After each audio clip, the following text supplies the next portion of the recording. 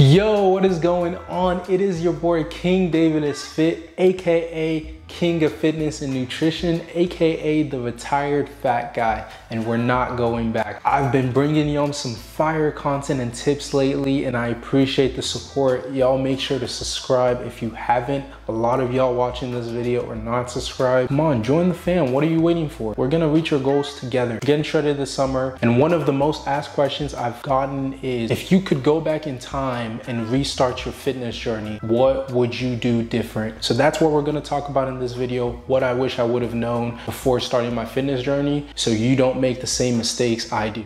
So a little bit about my fitness journey before we get started is I originally started off as a fat kid. I wasn't always fat. I was actually really skinny as a freshman playing sports in high school. The thing is, for many people out there that play sports, is usually a high calorie, high intensity activity that you're participating every single day of the week, whether it's training or actual games. I needed to eat to match that amount, like build muscle. And I was the kind of person, for the position I played, I needed to have a lot of size. I kind of did it the wrong way. I tried to do it too fast, so I was gaining a lot of fat as well. And then eventually I ended up quitting football for a short period of time, and I worked at Sonic. Yeah, that's right, I worked at Sonic. That's when everything just went downhill and I just gained a whole lot of fat. I was a fat kid for a long time. People called me all the names, dad bod, different things. That was the one that hurt me the most.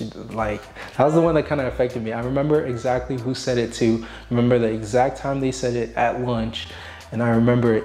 No offense to them, we're actually decent friends now, but I still remember that because low-key I was like, this man was right. I told myself I was going to transform my life, and COVID was kind of the biggest thing that kind of switched my mindset. So originally I started doing cardio, and I was running like 2 miles every single day, and then eventually my weight started to drop. Then I did more research, and then I made some more mistakes along the way. One of the biggest mistakes I made when starting off my fitness journey is the fact that I did cardio. I started off with just cardio. And a lot of y'all will ask me, should I do cardio or work out to lose weight? The answer is you need to be doing both. Cardio is great because you're burning a lot of calories. The thing with cardio is if you're not working out, all you're doing is burning calories. You're not specifically burning fat, but you're burning calories. Now, you burning that calories and being in the calorie deficit will help you burn fat. But the thing is, you will also burn muscle. You will burn muscle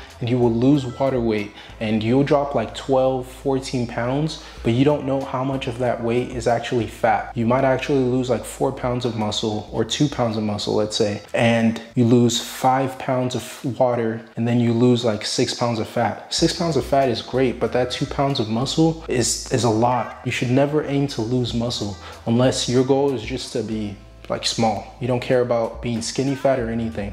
So anyways, I did cardio every day, and I ended up losing a lot of muscle. I lost fat, had abs for the first time. I look like this, which is great because I was like, I had abs for the first time, but if you can see, I literally didn't have any ounce of muscle at all. I had some muscle, but I really didn't look the way I wanted to look. I wanted to look like my favorite influencers.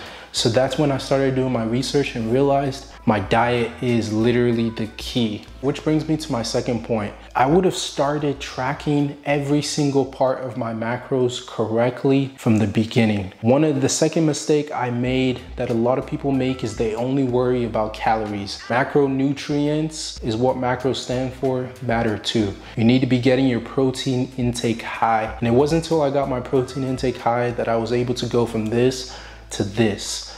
Obviously, working out consistently was a big benefit, but protein intake being high was a huge benefit as well. But something else is I tried so many different diets when I started my fitness journey, like keto. That was not for me. All these different diets, you don't need to do that, which is number 3. You don't need to try random dieting. That's yo-yo dieting. You need to find a calorie deficit, stick to it. Get the right macros in, get protein intake in, and work out consistently. The fourth mistake I made when starting my fitness journey was I demonized carbs. And that ranges from being taught and brought up that keto or carbs was the enemy. Carbs are not the enemy. A lot of people still think so till this day. Just because they cut out carbs, that's why they're losing weight. No, you're losing weight because you're in a calorie deficit. All you're doing is stunting the potential for you to build more muscle and increasing the chances of you losing muscle as well. Carbs help you build muscle. Carbs help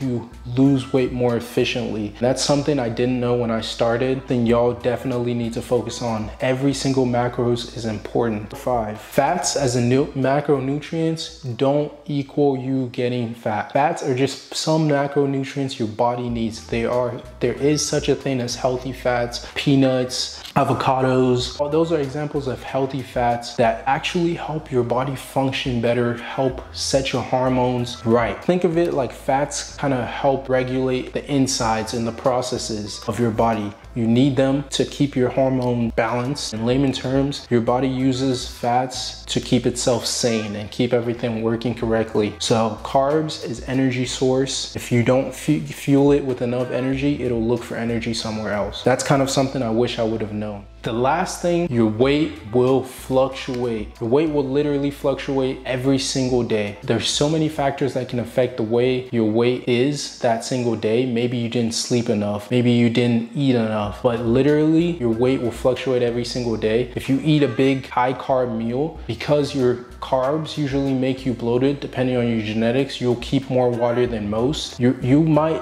be like, oh, I shot up 10 pounds. No, you didn't shoot up 10 pounds. You just have a lot of water weight. I wish I would have known is not to beat myself up too much if I had a cheat meal or something and I had a lot of water weight and I thought I gained like 10 pounds. I would freak out. Something else I wish I would have known is it's okay to have 1 or 2 cheat meals, not cheat days. Because to be honest, cheat meals, when done correctly and timed correctly, they could help you actually lose more weight in the long run because it'll help your body not adjust to the calorie deficit you're in as fast. Because I would have a cheat meal every 2 weeks. If some people do it 1 week, depends on what you're eating, but you need to make sure you're still tracking the calories. Consistency in what you do the most is what will bring results. 1 cheat meal or 1 binge is not going to completely wreck your results. Now, this isn't giving you a green light to just go binge on a lot of foods because it will slow down your progress. It won't completely ruin your results if you've been consistent up until that point and you resume being consistent. One other thing that's super important is sleep. People don't realize how important sleep is and how it affects you.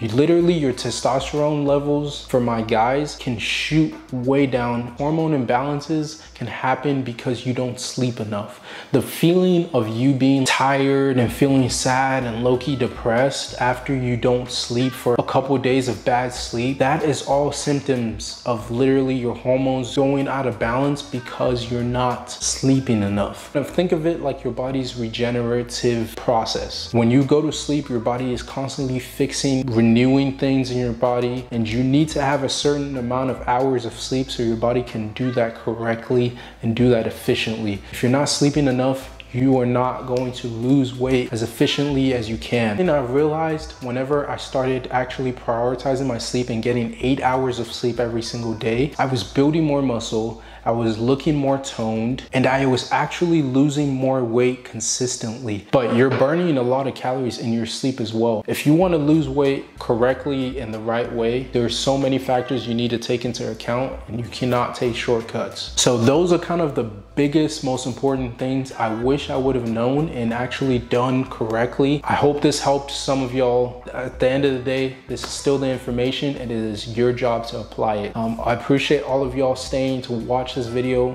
and I hope this can really impact some of y'all's lives. I appreciate all the support and I appreciate you being here. If you can do me a huge favor and leave a like and subscribe, turn on post notifications, trying to spread this information to as many people as possible. Y'all have a blessed day. Peace.